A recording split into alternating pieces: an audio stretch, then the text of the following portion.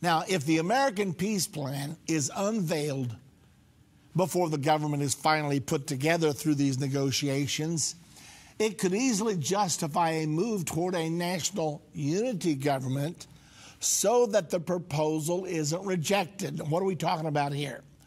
Well, Netanyahu wants to work with Trump to get a peace deal. However, in order to get elected, he vowed there will be no Palestinian state. And we're going to keep every single settler, every single settlement home out there in the West Bank in the area called Judea, Samaria. However, in order to get a peace deal, he's probably not going to be able to keep that promise.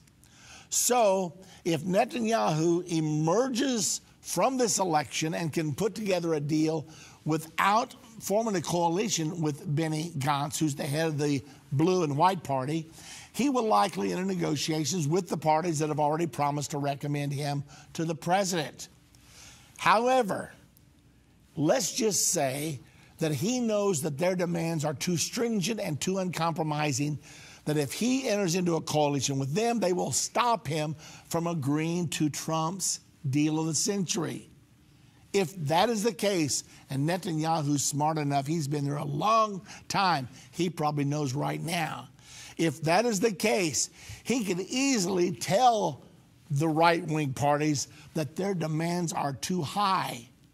And he could turn and try forming a government with Benny Gantz based on the terms stipulated by Gantz himself in a recording leaked to the press.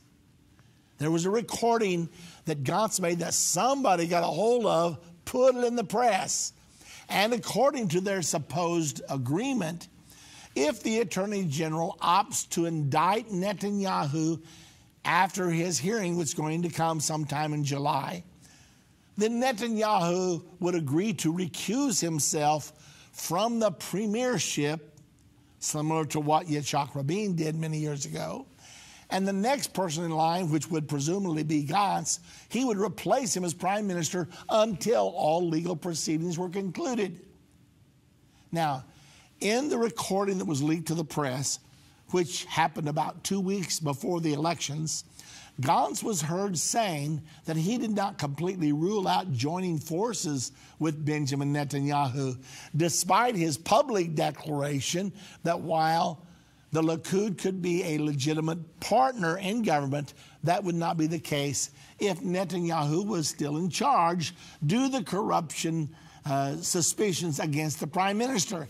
In other words, on this private recording, he said, I could go into a coalition government with Netanyahu. But in public, he said, I could never be in a coalition government with the Likud party as long as Netanyahu was in charge. So he says, one thing in private, he says another thing in public. So this makes us pause to think, okay, could we even see a coalition government, a unity government? Because between the two of them, they're going to have over 70 seats in the Knesset, and they can sign any agreement they want to. They could usher Israel straight in to the deal of the century.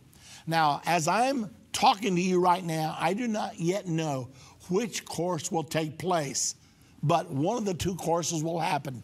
Netanyahu will either form his coalition with his natural right-wing partners, or else he will swirl and form a grand coalition, a unity party or a unity government with the blue and white. So we're going to have to wait and see what happens there. But I just wanted you to know it's one of the possibilities.